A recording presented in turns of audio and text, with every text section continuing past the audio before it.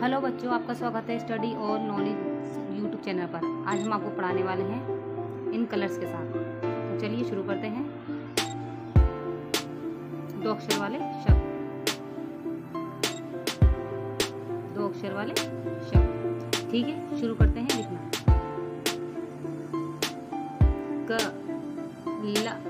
कल,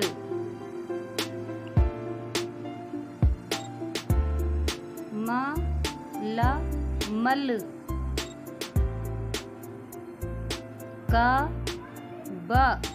कब,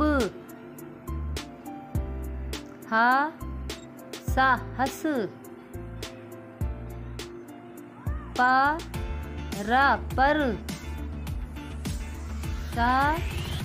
सर, अब, कब, चढ़, डर, सर, मस, अब, नर,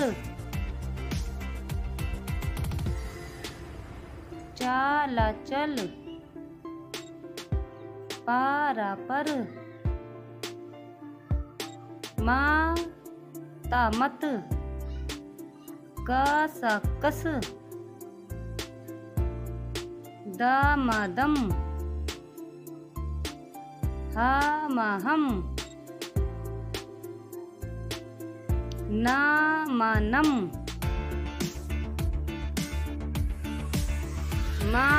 मस, साहस, चल, कर,